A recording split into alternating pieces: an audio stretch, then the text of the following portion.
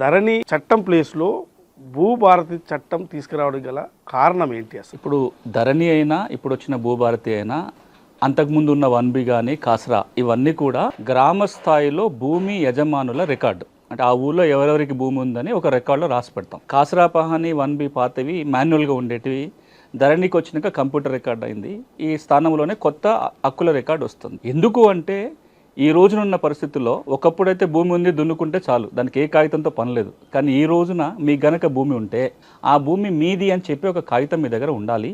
ఆ భూమి మీది అని గవర్నమెంట్ రికార్డులో రావాలి. అదే హక్కుల రికార్డుల పుస్తకం అంటాం, దాన్ని ROR అంటాం. ఈ ROR 71 నుంచి ఏదైతే చట్టం అమలు జరుగుతుందో దాంట్లో భారీ మార్పులు తీసుకొచ్చి అప్పటి ప్రభుత్వం ధరణి పేరుతో ఒక కొత్త ROR చట్టాన్ని తీసుకొచ్చింది. ధరణిలో మీరు చూస్తే కనుక ఎంతమందికి అయితే భూమి ఉందో భూమి ఉన్న వాళ్ళలో 60-70% మందికి రికార్డులో తప్పులు వచ్చినాయి.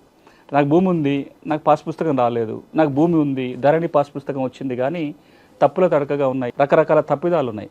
ఇప్పుడు ఆ తప్పులు సరిచేసే వ్యవస్థ కూడా లేకుండా పోయింది ధరణి చట్టంలో. ఈ నేపథ్యంలో గడిచిన 5 ఏళ్ల కాలంలో 2020లో ధరణి వచ్చినప్పటి నుంచి ఇప్పటి వరకు చూసినట్లయితే ఎంత లేదన్నా ఓ 25 లక్షల మంది రైతు కుటుంబాలు ధరణి ఇబ్బందుల వల్ల బాధపడుతున్న సందర్భం.